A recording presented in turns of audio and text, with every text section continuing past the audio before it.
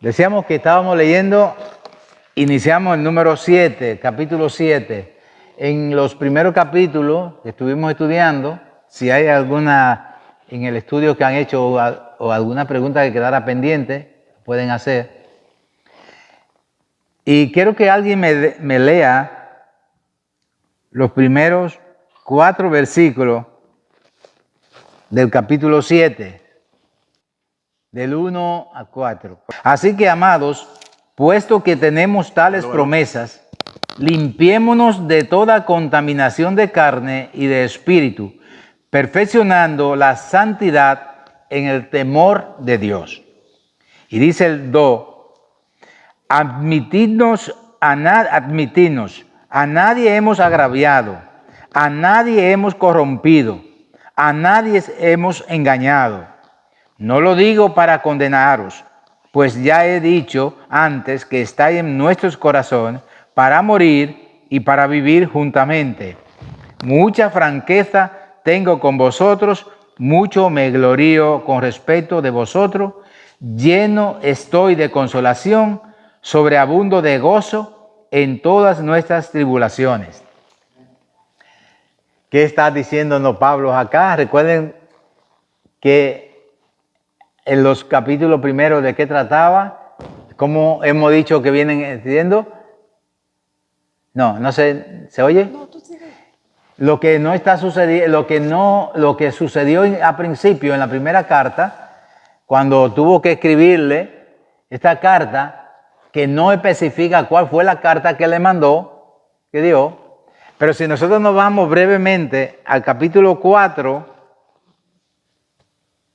al final del capítulo 4 nosotros podemos ver que había situaciones que crearon problemas fuertes y que Pablo le estaba hablando en Primera de Corintios, en el capítulo 4, dice al final, dice, pero iré pronto a vosotros, si el Señor quiere, en el versículo 19, y conoceré no las palabras, sino el poder de los que andan envanecidos.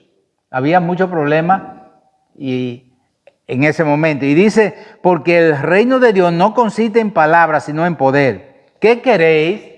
Le dice en el versículo 21, ¿qué queréis? ¿Iréis a vosotros con vara o con amor y espíritu de mansedumbre? O sea, realmente había problemas anteriormente y vemos aquí en este capítulo 7 que Pablo dice que no fue con agravio, no fue para afectar a nadie. Dice el 5 en inicio, dice, de cierto se oye, fíjese, si Pablo no tenía razón a mandarle una carta fuerte a esta gente, dice en el capítulo 5, versículo 1, de cierto se oye que hay entre vosotros fornicación y tal fornicación cual ni aún se nombra entre los gentiles, tanto que alguno tiene la mujer de su padre. Y fíjese que le está hablando a cristianos. Y dice que estaban haciendo cosas, estos cristianos, que aún los que no eran cristianos, los gentiles, no eran capaces de hacerlo. O sea, verdaderamente había problemas fuertes. Pero con todo esto, dice, y vosotros estáis envanecidos, le dice el versículo 2. ¿No debierais más bien haberos lamentado para que fuese quitado de en medio de vosotros el que cometió tal acción? O sea, realmente había condiciones que le estaban dando. Y por eso el 7 dice, a nadie es agraviado, sino que... Y vamos a ver el resultado de esas cartas fuertes que le mandó Pablo a los cristianos de Corintios. Dice por eso dice en el versículo 2 de lo que leímos del capítulo 7, admitidnos, a nadie hemos agraviado, a nadie hemos corrompido, a nadie hemos engañado. No lo digo para condenaros, pues ya he dicho antes que estáis en nuestros corazones para morir y para vivir juntamente. Mucha franqueza tengo con vosotros, mucho me glorío con respecto de vosotros, lleno estoy de consolación, sobreabundo de gozo en todas nuestras tribulaciones. Hasta el versículo 4. Vemos que en el 7, él inicia diciendo, a nadie hemos agraviado ni hemos hecho daño. ¿Por qué? Porque lo que nosotros hicimos fue correctivo. Fue para corregir una situación que se estaba dando anteriormente, ¿verdad? Entonces, dice el escritor, si nosotros vemos realmente cómo se manifiesta, dice el escritor Dios nos ama con el amor de un padre, nos guía con el cuidado de un padre, nos protege con la atención de un padre, nos instruye con la sabiduría de un padre, nos soporta con la paciencia de un padre y nos espera con el anhelo de un padre. O sea, la corrección que está poniendo, por ejemplo, Pablo, no lo está haciendo para castigar, para enfurecer, para hacer daño, sino para corregir. Así como pone la comparación el escritor de un padre, la corrección de un padre. Cuando un padre castiga a su hijo, no lo hace por el amor al castigo, por castigar, ni por hacerle daño, ni ponerlo a sufrir. Lo hace para corregir, para enderezar. Y eso es lo que Pablo nos dice, se ve en esta carta que le está escribiendo. Y dice el 5, hay alguna, recuérdese que cualquier pregunta, me levantan la mano, cualquier participación. El versículo 5 del capítulo 7 nos dice, porque de cierto, cuando vinimos a Macedonia, ningún reposo tuvo nuestro cuerpo, sino que en todo fuimos atribulados. De fuera, conflictos. Fíjese, de dentro, temores. O sea, ¿qué estaba sucediendo? Pablo estaba recibiendo de los enemigos del evangelio que lo atacaban. Pero dentro, en los cristianos, habían conflictos, había problemas que resolver, habían ataques. No solamente los de fuera del evangelio, los de fuera se oponían. Recuerda que no quería ni siquiera que entrara a la sinagoga, que hablara, que predicara, que llevara el evangelio. Pero no solamente estaba ahí, tenía tribulación ahí, sino que dentro entonces estaba el ataque. Uno que decían, recuerden una de las cosas que decían, que si era por él, que nada más habló Dios, que si era verdadero apóstol o no, y todas esas cosas. O sea que había conflicto por donde quiera, y él lo tenía, él lo estaba enfrentando. Dice, de fuera conflicto, de dentro temores. Una de las cosas era el temor también que había dentro del mismo pueblo, los temores de dentro, o el temor cuando las cosas suceden o cuando ven que algo puede suceder. Entonces viene el temor siempre en el pueblo de Dios. Nosotros debemos tenerle un temor reverente a la palabra de Dios. Y ese temor reverente, en reverencia, pero no un temor de miedo, porque sabemos que Dios es un Dios de amor. Y así. Pero el pueblo tenía diferente encuentro ahí, choque. Dice el versículo 6, pero Dios, que consuela a los humildes, nos consoló con la venida de Tito. En el pueblo había problemas, pero alguien viene a consolar, a ayudar, a fortalecer, a exhortar. Fue lo que trajo Tito. Y dice, y no solo con su venida, sino también con la consolación con que él había sido consolado en cuanto a vosotros, haciéndonos saber vuestro gran afecto, vuestro llanto, vuestra solicitud por mí, de manera que me regocijé aún más. ¿Cuándo se regocijó Pablo? Cuando vio la consolación que le traía Tito y cuando le dice Tito realmente que el pueblo estaba cambiando, que estaba siendo transformado, que estaba siguiendo sus instrucciones y que estaba obedeciendo. Eso le consuela más y Pablo se siente regocijado por esto.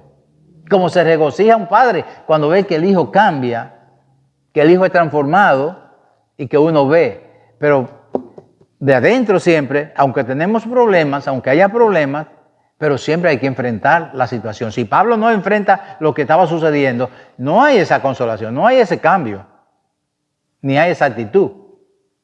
Lo malo es cuando nosotros realmente nos cruzamos de brazos y no enfrentamos la situación o no enfrentamos, ¿verdad?, los problemas espirituales. A veces los problemas de la carne que afectan al hombre, que afectan y que nos atraen y que nos seducen, hay que combatirlos. Pero aún más los problemas que enfrentó Pablo, problemas espirituales que estaban en el pueblo. Porque esos problemas son todavía peores. Porque los problemas de la carne los puede vencer y otras cosas, pero los problemas espirituales nos pueden llevar a la muerte eterna. Y esa es la que debemos más enfrentar. Y Pablo supo enfrentarlo. Supo enfrentarlo aún en los problemas que tenían en las personas que siendo cristianos tenían esos graves problemas. Vuestro afecto, dice el versículo 8, porque aunque os contristé, vuelve y le repite y le hace saber, sigue excusándose Pablo por la situación de la carta. Fíjese, porque el versículo 8, porque aunque os contristé con la carta, no me pesa. ¿Por qué no le pesa a Pablo la carta? Porque tuvo resultado positivo. ¿Entiendes? Yo le mandé una carta difícil. Yo lo amonesté, lo corregí. En otras palabras, podríamos decir, lo azoté, aunque fuera sin vara, pero le di azote. Pero él dice, no me pesa. Os contristé con la carta, no me pesa. Aunque entonces lo lamenté, porque veo que aquella carta, aunque por algún tiempo os contristó. Es difícil que la corrección no crea cierto disgusto, ¿verdad? O que no nos entristezca, o que no nos haga sufrir, ¿verdad? Es como cuando la vara se le aplica al joven, al niño, siempre le va a doler. Pero ahí nosotros vemos un resultado, que es lo que Pablo nos está enseñando en este capítulo. Dice, ahora me gozo, aunque por algún tiempo os contristó, ahora, dice el versículo 9, ahora me gozo, no porque hayáis sido contristado, sino porque fuisteis contristado para arrepentimiento. ¿Ven? El resultado obtenido de las cartas duras y fuertes. ¿Qué es lo que nos está enseñando Pablo en esta enseñanza? Nos está dando ejemplo de no ser permisivo con las cosas incorrectas. Porque cuando lo somos y le pasamos, como dicen en el bebé, paño con pasta a las cosas, o las tapamos. Hay que arrepentirse de verdad, de corazón, para no seguir cometiendo los mismos errores. Las cartas lo contristó, pero lo condujo al arrepentimiento. Y vale la pena, eso dio resultado. Le dio resultado. Hubo un resultado positivo. Dice, dice, para arrepentimiento, porque habéis sido contristados según Dios, para que ninguna pérdida padecieseis por nuestra parte. Cuando usted tiene un equipo, o vamos a decir en su casa, cuando usted tiene 3 hijos, y usted ve que usted al ser aplicar, corregir, usted ve que ninguno anda en mal camino, usted dice, valió la pena. Valió la pena. Y Pablo está diciendo aquí, no hubo nadie, no se perdió nadie, todo el mundo fue corregido. Y aunque se contristaron, se arrepintieron, cambiaron la actitud y dieron un paso. Dice el versículo 10, porque la tristeza que es según Dios produce arrepentimiento para salvación, de que no hay que arrepentirse, pero la tristeza del mundo produce muerte. Porque he aquí, esto mismo de que hayáis sido contristados, según Dios, ¿qué solicitud produjo en vosotros? ¿Qué defensa?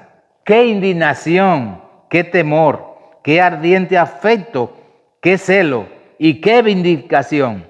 En todo os habéis mostrado limpio en el asunto. En otras palabras, se apartaron del mal, se apartaron del camino que le conducía a la perdición. Entonces, ¿qué siente Pablo en ese momento? Fui duro, Realmente me dolió a mí también, piensa Pablo, pero si no lo hago, no tenemos este resultado. Dice, alguien puede leerme del versículo 12 en adelante al 15, por favor, al 14, 12, 13 y 14. Así que, aunque os escribí, no fue por causa del que cometió el agravio, ni por causa del que lo padeció, sino para que se os hiciera manifiesta nuestra solicitud que tenemos por vosotros delante de Dios. Por esto hemos sido consolados en vuestra consolación, pero mucho más nos gozamos por el gozo de Tito, que haya sido confortado su espíritu por todos vosotros. Pues si de algo me he gloriado con el respecto de vosotros, no he sido avergonzado, sino que así como en todo os hemos hablado con verdad, también nuestro gloriarnos en Tito resultó verdad. Fíjese que no fue que solamente a quien se portó mal. Pablo escribe y eleva a todo a llamar la atención a todo. Dice, no solamente al que cometió el agravio, ni a uno ni a otro, sino yo quiero que todo, y a todo le llegó el resultado. Hay gente que fácilmente puede decirle, bueno, pero dígale eso al que hizo esta cosa, a mí no tiene que decirme nada. Eso sucede a veces, ¿verdad? Incluso cuando alguien está llamando, haga la atención, que llamamos a la iglesia, pero dígaselo a los que hacen esto, ¿verdad? O queremos hacer como Tres Patines, ¿verdad? ¿A quién le dijo Dios eso? A Adán, porque que trabaje Adán. Pero no, Pablo le está mandando el mensaje aquí a todo y dice para todo y tiene consolación por el resultado obtenido, ¿verdad? El resultado obtenido. No, aquí le está dando con una forma que se ve claro y preciso para todo. Y vemos realmente el resultado obtenido. Tito fue un momento que ya lo consuelas a todo, porque una de las consolación mayor para un padre espiritual, para una persona que está dirigiendo al evangelio o llevando como para el padre de familia y mucho más para el Padre Celestial, para nuestro Padre Celestial, es ver el cambio de actitud de la persona. Porque podemos arrepentirnos, pero no cambiar de dirección, ¿verdad? Arrepentirse, si vamos de norte a sur, me devuelvo completamente y nunca más vuelvo para el sur, sino voy para el norte. Entonces, es un arrepentimiento, un cambio total de dirección. Entonces hay personas que se arrepienten, pero no dejan lo que están haciendo. O quieren seguir navegando entre las dos aguas y dice que eso es como la ola del mar, ¿verdad? Doble ánimo, doble accionar, doble actuar, porque el arrepentimiento es cambio completo de actitud. Eso es lo que verdaderamente es correcto. Pero eso que uno hace ahí. Debemos entender que el arrepentimiento es, ¿cómo lo podemos decir? Decimos lo siguiente: yo que seguía tal vez lo malo, pero mi arrepentimiento es tal que aborrezco tanto lo malo que yo hacía que nunca más dejo de hacer el bien. O sea, yo aborrezco tanto lo malo que siempre hago el bien, que nunca hago el mal. O porque hay personas que les gusta lo bueno, pero siguen haciendo el mal. El verdadero arrepentimiento te hace cambiar totalmente y olvidar y aborrecer lo que tú hacías. De lo contrario, por eso no vuelve al camino, porque si yo sigo pendiendo, ¿qué pasó con el pueblo de Israel en el Éxodo? Que seguían amando lo que había detrás. Y esto no les dejaba avanzar hacia adelante. Y lo que podían cambiar del desierto, que podían caminar, ¿en cuánto podían cruzar? Pocos días. Un tiempo corto. De tarda 40 años, ¿por qué? Entonces a eso ve. Debo dejar y olvidar lo que queda atrás. Debo olvidar y odiar tanto el mal que nunca lo hago, que siempre actúo bien, hago el bien. ¿Me entiende? ¿Alguna otra participación, alguna pregunta? Alguien me deja saber. Que seguimos. El 15 dice, y su cariño para con nosotros es aún más abundante cuando se acuerda de la obediencia de todos vosotros, de cómo los recibisteis con temor y temblor. Me gozo de que en todo tengo confianza en vosotros. Al final hay paz, hay tranquilidad, hay gozo cuando hay transformación. Imagínese usted si eso es en el predicador, ¿qué será en el Padre Celestial? Ese es el gozo enorme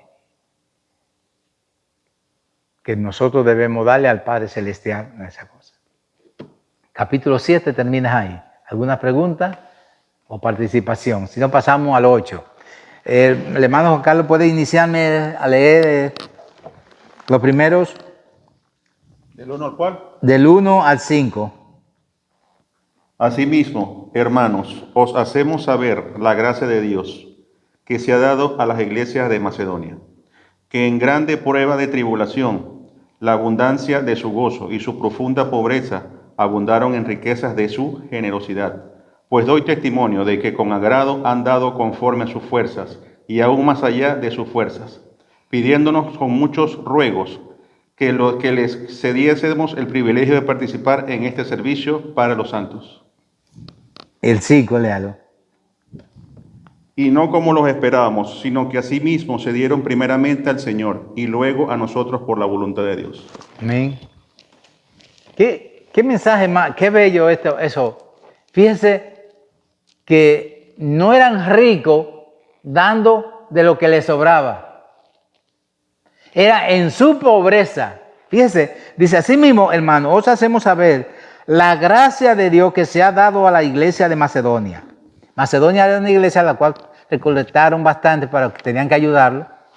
Mandaron ayuda. Dice, la iglesia de Macedonia, que en grande prueba de tribulación, aún en tribulación, prestad atención a esto, que en grande prueba de tribulación, la abundancia de su gozo y su profunda pobreza, no solamente estaban atribulados, también no eran pobres, tenían una profunda pobreza.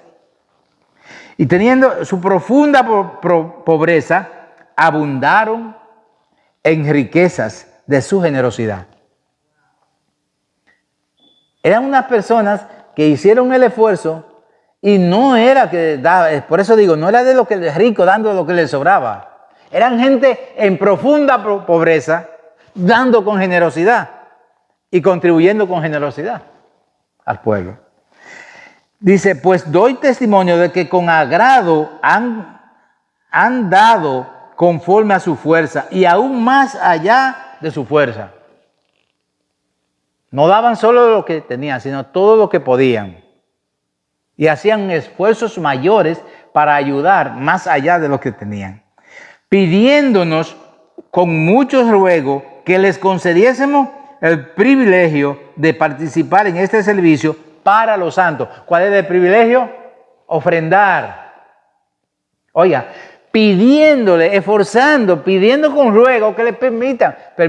Muchas veces uno hace una prédica de, por ejemplo, de las ofrendas en la iglesia y la gente dice, ya van a pedir, ya van a esto. Fíjense qué hacían esta gente.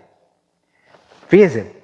Dice, pidiéndonos con muchos ruegos que les concediésemos el privilegio de participar en este servicio para los santos.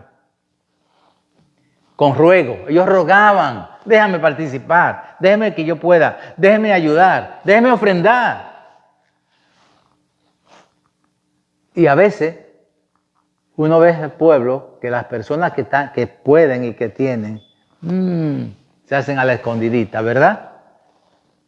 Y esta gente en su pobreza, en su tribulación y en su dificultad, les rogaban que les dejara participar. No es esto motivador para nosotros. No es un motivo para que nosotros pensarlo siempre, ¿verdad?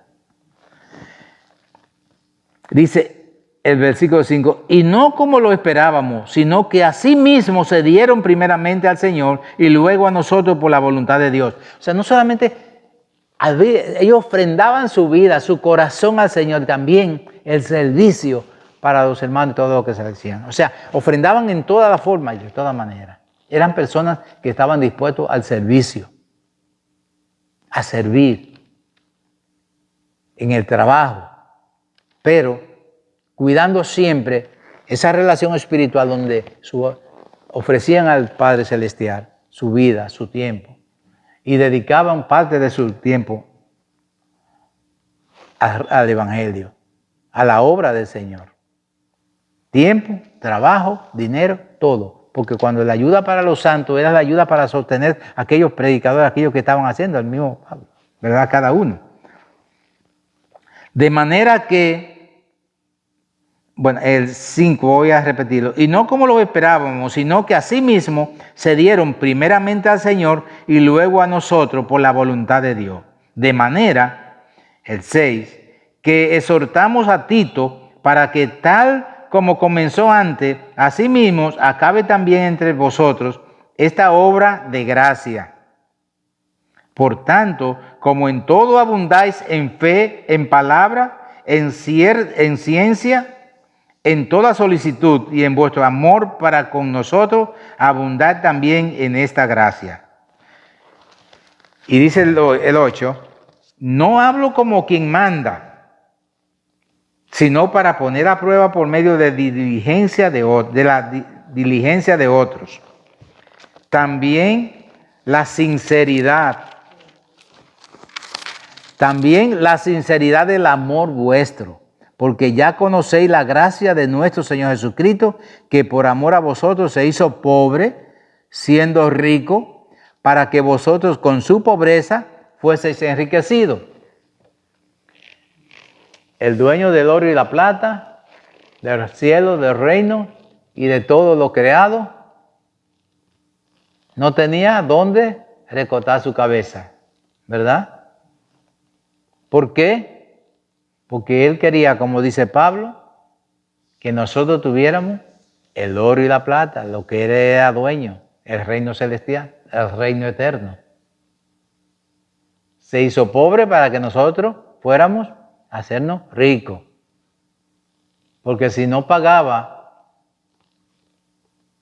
por nosotros no podíamos tener una entrada triunfal al reino, al tesoro celestial, ¿verdad? Porque ya conocéis la gracia de nuestro Señor Jesucristo, que por amor a vosotros, repitiendo el 9, se hizo pobre siendo rico para que vosotros con su pobreza fueseis enriquecidos. Y en esto doy mi consejo. Vamos a ver el consejo de Pablo, el 10. Y en esto doy mi consejo, porque esto os conviene a vosotros, que comenzasteis antes, no solo a hacerlo, sino también a quererlo desde el año pasado. Ahora pues, llevad también a cabo el hacerlo, para que como estuvisteis pronto a querer, así también lo estéis en el cumplir, conforme a lo que tengáis. Pablo le dice, mi consejo es, así como lo decidiste, así como lo hicieron ellos, así como han estado haciéndolo hasta ahora, no te detenga, ni lo haga por un tiempo. Conságrate a eso, a ser una persona de servicio, de ayuda, de participación en la obra del Señor, de trabajar con ahínco y de ser esforzado. Como le dijo Dios a Josué, recuerda, esforzado es solo que te esfuerce y sea valiente. Esfuérzate y sé valiente. Y Pablo le dice que se esfuercen en hacerlo, para que como estuviste pronto a querer, así también lo estéis en cumplir conforme a lo que tengáis. Porque si primero, dice el 12, porque si primero hay la voluntad dispuesta, será acepta según lo que uno tiene, no según lo que no tiene. porque no digo esto para que haya para otros holgura y para vosotros estrechez. O sea, yo no le estoy diciendo esto, dice Pablo, para que ustedes se queden sin dinero, sin comida, y le den la comida al otro, y el otro esté lleno y satisfecho, y ustedes hambrientos. Sino porque va a venir la gracia, porque esto es gracia, y es por gracia, y la gracia va a sobreabundar.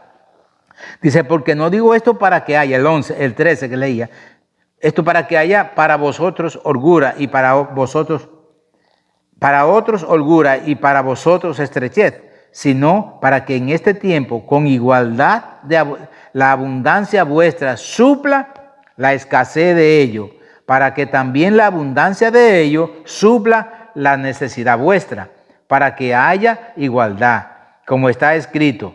El que recogió mucho, no tuvo más, y el que poco, no tuvo menos. ¿Recuerdan dónde se dio eso?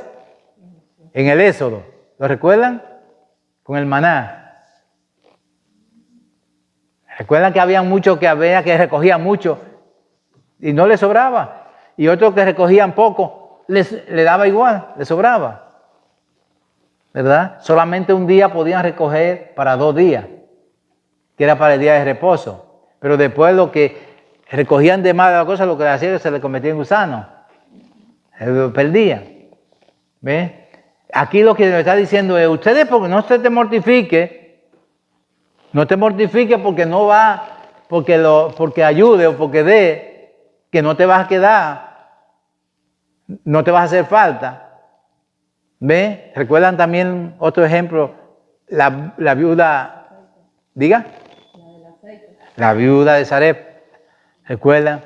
La vasija, es que solamente tengo un bocado de pan y un poquito de aceite para comérmelo ya mi hijo y yo y morir de hambre, porque no hay nada más que comer. Dice, no te preocupes, prepárame a mí, que no te va a faltar. ¿Y le faltó? No le faltó, le sobró aceite. Mientras tuvo vasija, estuvo llenando vasijas de aceite y pan y todo, porque la maravilla del Señor. Por eso dice Pablo, el que recogió mucho no tuvo más, y el que poco no tuvo menos. Por tanto, también aquella viuda que puso el Señor, por ejemplo, que fue Dios, que dio la moneda, no dio un poquito de lo que tenía, dio todo lo que tenía. ¿Ven? No es que vamos a hablar de que Dios va a multiplicar. No. Porque mucha gente usa esta parte para usarlo como la prosperidad. Trae tanto que va a recibir tanto. No, Dios es soberano y conforme. Pero hay un término que aquí el pastor lo dice siempre. Dios no dice que te vas a multiplicar. ¿Qué es lo que él dice? Que va. ¿Qué es lo que él hace con el dador alegre? Que los ama. Que los ama, no le dice otra cosa. Pero gracias a Dios que puso en el corazón de Tito la misma solicitud por vosotros, pues a la verdad recibió la exhortación, pero estando también muy solícito por su propia voluntad, partió para ir a vosotros. Y dice el 18, y enviamos juntamente con él al hermano cuya alabanza en el evangelio se oye por todas las iglesias. Y el 19, y no solo esto, sino que también fue designado por la iglesia como compañero de nuestra peregrinación para llevar este donativo que es administrado por vosotros para gloria del Señor mismo y para demostrar vuestra buena voluntad.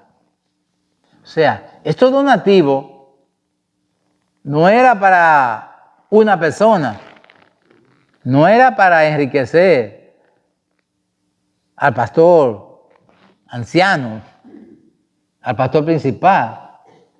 Era para que la palabra de Dios estuviera y se pudiera llevar a todo lugar, ¿verdad? Pero hay personas que todo es, no, para ellos. Y que no son capaces a veces ni siquiera de buscar, quiero hablar de nada, no estoy hablando de nada en particular, pero sabemos que hay personas que no son capaces ni siquiera, que tienen y no son capaces de comprarle una receta a uno de sus feligreses, de sus servidores. Porque todo viene y cada día piden más y tienen que dar más y le ofrecen con engaño, porque para mí es un engaño negociar con Dios. Hablan como una corporación. Decirle, trae tanto que te va a dar tanto, y si da poco, no, ¿y tú crees que con eso te va a bendecir a Dios? Son capaces de decir. Y lo dicen. No. Estamos hablando del amor y la gracia del servicio de la iglesia, que es lo que la palabra aquí nos está enseñando. Y no solo esto, sino que también, dice el 19, fue designado para la iglesia como compañero de nuestra peregrinación para llevar este donativo que es administrado por nosotros para gloria del Señor mismo y para demostrar vuestra buena voluntad. O sea, la buena voluntad de ustedes que eso, también se van a manifestar ayudándose a otros, haciendo el trabajo y haciendo la obra del Señor. Dice el 20, evitando que nadie nos censure en cuanto a esta ofrenda abundante que administramos. Ahí no hay cómo censurarlo. ¿Por qué? Porque no lo estaban usando en beneficio personal y beneficio propio. Como le dijo ahorita, no es crear una estrechez en ustedes para que en nosotros haya holgura. No pueden censurarnos con esto. Evitando, repito el 20, evitando que nadie nos censure en cuanto a esta ofrenda abundante que administramos. Procurando, dice el 21, versículo 21, procurando hacer las cosas honradamente, no solo delante del Señor, sino también delante de los hombres, de las personas, de los demás. Porque a veces no tengo que darle cuenta a nadie, el cabeza o el líder le hace lo que quiera porque administra como quiera y dice como quiera. ¿Qué es lo que nosotros acostumbramos a hacer aquí? Nosotros normalmente acostumbramos a hacer juntas administrativas donde hay un informe, donde se detalla todo con detalle. Eso es lo que Pablo estaba diciendo aquí. ¿Entiende? No que yo no tengo que darle cuenta a nadie, porque yo soy el todo, el uno, el principio, en la iglesia, el que tengo que... No, lo dice bien claro. Procurando hacer las cosas honradamente, no solo delante del Señor. Dos observadores. El primer observador que más Pablo se cuidaba era el Señor. Pero no solamente el Señor, sino también delante de los hombres. ¿Qué carta más clara y más completa y más bien detallada, ¿Ven por qué a mí me encanta esto? Que no dejemos versículos sin leer. Porque es que uno va viendo en cada versículo una enseñanza, ¿ve? Yo podía coger y pasarme todos esos capítulos y sacar puntitos, pero es que yo no creo que la palabra tenga puntitos más importantes. La Biblia entera es palabra de Dios. No dar pincelada. Porque eso de la pincelada aquí y allí, yo saco la cosa que yo veo, pero también usted ve otra que en otro versículo que yo no estoy viendo. Y juntos la vemos. Dice, enviamos también con ellos a nuestros hermanos cuya diligencia, el versículo 22, cuya diligencia hemos comprobado repetidas veces en muchas cosas y ahora mucho más diligentes por la mucha confianza que tienes en vosotros. Están mandando también hermanos que han visto cómo se han comportado, que los hombres, los hermanos, que Pablo y la iglesia han visto cómo han actuado. Y mandamos a esta persona porque son responsables, porque se han comportado como nosotros queremos delante de quien se estaban comportando bien, no solamente delante de Dios, sino también estaban dando testimonio de buena administración y de buena actitud y de responsabilidad. Y lo que mandaban sabían que eso iba a llegar. En cuanto a Tito, dice en el versículo 23, en cuanto a Tito, es mi compañero y colaborador para con vosotros. Y en cuanto a nuestros hermanos, son mensajeros de la iglesia y gloria de Cristo. Mostrad pues para con ellos ante las iglesias la prueba de vuestro amor y de nuestro gloriarnos respecto de vosotros. O sea, que nosotros podamos gloriarnos de ustedes por la actitud y el comportamiento correcto que han tenido. Es un ejemplo. Así debe ser el cuerpo de Cristo, la iglesia. Caminar con respeto y con testimonio delante de Dios y también de los hombres. Porque cuando no tenemos el testimonio delante de los hombres, cometemos el error de alejar mucha gente de los pies del camino correcto. Gente que dicen, pero mira mira aquel, no es esto, no es él, no es... Y comienzan a juzgar. No solamente se alejan del camino, sino también cometen el pecado de convertirse en jueces, en juzgar a los demás. Y lo peor es cuando lo que dice, ¿qué dice la Biblia? No se mortifique cuando digan de ustedes mintiendo, pero cuando de verdad ven con razón algo que dice, ahí sí es grave. Que lo que digan de usted no tengan razón. Tendrá aprobación con Dios delante de Dios. Y todo lo que nos está enseñando Pablo en estos dos capítulos es una forma de actitud, de amor. Primero vimos corrección y lo que hizo la corrección en la primera carta, el resultado fue de ese gozo que sentían los hermanos y Pablo porque habían cambiado, porque había provocado arrepentimiento y también lo que era la gracia, la colaboración y la participación en la gracia de la obra del Señor. ¿Alguna participación? ¿Alguna pregunta hasta acá? ¿O alguna inquietud? ¿O alguna colaboración? ¿Tenés? Cuando pueda, diga Alejandra. Ya que nadie quiere colaborar. No, acá en este punto lo importante es que resalta dos cosas. Uno es, no mira cuánto das, sino tu intención. De corazón. Es importante la intención. Uh-huh. Y que no tener temor, porque a veces uno pone muchas cosas que no están mal, prioridades, pero la prioridad mayor la tenemos abajo. Total, como hay otros, ¿verdad? Uno siempre piensa, siempre hay algo más, o Dios va a proveer para los demás, y quizás tenemos que aprender a confiar. Eso, yo creo que lo de dar y servir va en la confianza que le tenemos a Dios. Uh-huh. Si no confiamos lo suficiente, es cuando nosotros empezamos a mezquinar en el tiempo, en nuestras acciones, en el dinero, en todo, porque no solo en el servicio. Y que no va en la cantidad, sino en la intención que tenemos y en la confianza en quien la ponemos. Pero también el otro punto que él exhorta mucho ahí es la honestidad del que está a cargo de, que en este caso el administrador. Del administrador, del liderazgo que hay en quien administra eso. Uh-huh. Y que sea mucho o sea poco, para la obra del Señor, cuando se da y todo lo dan con esa intención, es más que suficiente cuando está bien administrado. Porque ahí está Dios, el Señor quiere que tú pongas, o sea, confíes, eso es voluntario.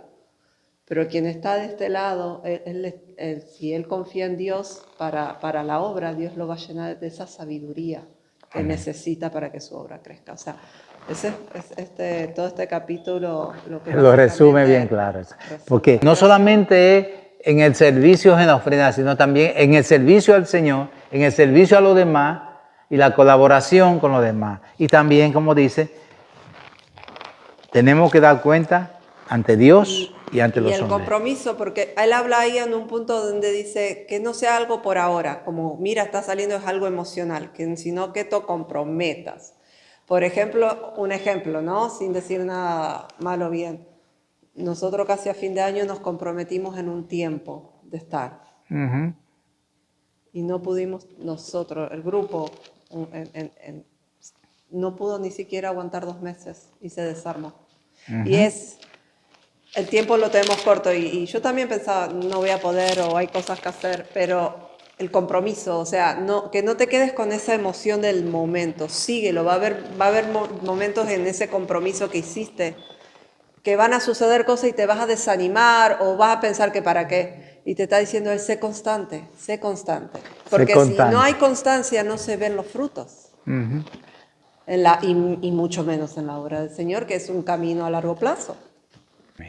Entonces resumimos bien diciendo lo siguiente, que cuando le servimos al Señor, tenemos que cuidar de que le servimos al Señor y Él está viendo, pero también los hombres están viendo, y debemos ser buenos administradores de lo que Él ha puesto en nuestra mano, de nuestras responsabilidades. Debemos ser responsables y también debemos aceptar con agrado y con interés de cambio la corrección, porque eso nos lleva a arrepentimiento. No importa la tribulación en que estemos, no importa la escasez, de una u otra manera podemos servir y contribuir con la obra del Evangelio. A veces podemos contribuir, tal vez no en una forma que podamos, tal vez económicamente, de una forma u otra, pero sí tal vez podemos con algo que está a nuestro alcance. Lo que debemos entender que la obra del Señor no es, como decía Alejandra, cuestión de un instante, de un momento, de una temporada. Es una actitud que debemos formar en nuestra vida para continuar hacia el frente todo el tiempo y que debe ser permanente hasta la venida de nuestro Señor, hasta la partida. Lo bueno que tenían, que las ofrendas que recogían tenían un propósito. Todas. Todas las ofrendas que ellos recogían tenían un propósito. Eso es cierto. Hoy en día Así tenemos, gracias a Dios que hoy no tenemos ese problema. No. Gracias a Dios, aquí hay tesoro. Aquí no, ni Enrique toca dinero, ni yo toco dinero, ni Mite toca dinero. Aquí el dinero, hay una tesorera que es la que se encarga de pagar todos los biles y un montón de problemas. Uh-huh. Y aquí no es pedir dinero para tener dinero en el banco, para comprar carro, y para aquí, si nosotros, ustedes han podido oír que no hacemos casi nunca, hacemos una ofrenda especial para una persona en necesidad. Si hay una persona en necesidad y nosotros sabemos que está en necesidad, ¿quiénes son los responsables de cumplir la necesidad de la persona? Nosotros mismos, todos los que estamos aquí, somos los responsables. Pero no hacemos cosas para tener dinero. Tú oyes pastores con 100 millones de pesos en el banco. Yo no sé para qué quieren 100 millones de pesos. Con aviones. Yo no sé para qué quieren 100 yates, millones de pesos. Porque Para comprar el avión que él dice. aviones, yo voy a comprar barcos. un avión en Walmart. Para aviones, barcos, yo no diferentes sé para qué cosas las así. personas quieren tanto dinero, porque yo no necesito, ya yo no puedo comerme ni un bistec de noche, porque me cae mal. Así que, ¿para qué tanto dinero tiene la gente? Y ese es un error que hay hoy en día, que por eso que el Evangelio hoy en día está por el piso. El Evangelio de Dios está por el piso por el problema de las administraciones que hay hoy en día de pastores. La avaricia de tener dinero, de tener aviones, de tener esto, y tienen propiedad, y tienen una casa en la playa, tienen una casa en su país, tienen otra de esto, negocios. Eso no es, esa persona, le digo honestamente, que tiene que arrepentirse. Porque viendo una necesidad de personas, como tú puedes tener esa cantidad de dinero, yo no entiendo. Esto yo no, en mi mente, Habiendo escasez. no entra, no, habiendo necesidad de personas, que usted tenga tanto dinero y hay un hermano que no tiene ni tan siquiera un carro, y usted no ayuda, no creo que está bien. Amén. Y yo le doy gracias a Dios que aquí en esta iglesia, gracias a Dios, no tenemos ese problema de pedidera de dinero ni nada así. Aquí los hermanos dan, siempre se dice, lo que Dios ama al dador alegre. Siempre hay una de eso que muchos dan. Dice la Biblia que muchos reciben. Pero y no es que lo da para recibir, no esa no es la idea. No. Entonces, el que lo da con la intención, con el corazón, que lo da a Dios, Dios lo bendice. Uh-huh. Dios nos ama y Dios nos bendice también. Porque lo está dando de corazón. Ahora, si le está dando, es para que siga ayudando, ¿ok? No es que dé para que lo metan en el banco, que es otra cosa. Porque entonces no doy y para el banco. No. Es para ayuda. Y esa es la voluntad de Dios con el pueblo. Por eso es que yo siempre digo que nosotros aquí somos, ¿qué? Una familia. Uh-huh. No es una iglesia más. No somos muchos, pero somos una familia. Que tenemos que, como hacían esa gente, los recogían las ofrendas, pero ya tenían qué es lo que iban a hacer con las ofrendas. La necesidad de cada uno de los Exacto, santos. la necesidad. Y yo le doy gracias a Dios por eso, que nadie nos puede juzgar por eso. Recuerde que cuando habla en la necesidad de los santos, era no eran como algunas iglesias creen, los que murieron, de las cosas. Son de los hermanos, los que viven caminando y buscando la santidad, santificándose, porque recuerde que la santidad es un proceso diario que debemos ir madurando, perfeccionándonos cada día. No es una cuestión que ya la recibimos y estamos, no, es un proceder. Y eso, para esas necesidades de estas personas que necesitaban servir, unos necesitaban llevar el mensaje a una localidad distante, otros necesitaban alimentos realmente que no tenían, escasez y todas las cosas, y así se buscaba. Y era todo en base a la gracia que Dios ponía en el corazón de cada uno. Así que le damos gracias por este estudio. La pregunta alemana. Las personas son masoquistas. ¿Eh? Las personas son masoquistas porque esa iglesia que tienen, que piden mucho, usted la ve llena de gente. Porque Usted la ve llena, porque eso para mí es masoquista. el pueblo es masoquista, entonces Sí, son masoquismo cristianos eso, porque masoquistas. Si Sí. están Una pidiendo... hormiguita va en el montón, no se nota. Tienes razón, dice la hermana que se pone En masoquista vez de venir a porque son personas que prefieren ser un granito de arena, literalmente, no por el granito de arena obra bien, en vez de poder ser una columna quizás en otro ministerio que está creciendo. es verdad, no había pensado, hermana que son masoquistas. Bueno, pues le damos gracias a Dios por este estudio y recuerden que tenemos pendiente 9 y seguimos estudiando. Si en las partes que hemos visto o cualquier parte, recuerden, siempre tomen nota, alguna pregunta, cualquier participación que quieran. No solamente pregunta, también es algo que ustedes vean que cuando están estudiando el Señor les revela ideas que antes, pasajes que habían leído en 2 o 3 ocasiones, tantas veces, y hoy la leen de repente y el Señor les revela algo nuevo. Anótenlo, que eso también nos sirve para todo. Dice que Oye. todos aprendemos de todo. Exacto. Aquí venimos a aprender todos los unos con los otros. Por eso es un estudio interactivo. Así que gracias por su participación, gracias a los que nos escuchan por las redes y le damos las gracias al Señor que nos ha dirigido en el estudio y al Espíritu Santo que nos guíe. Así que nos despedimos de este lugar con el amor de Dios, la bendición del Padre y la comunión con el Espíritu Santo. Amén.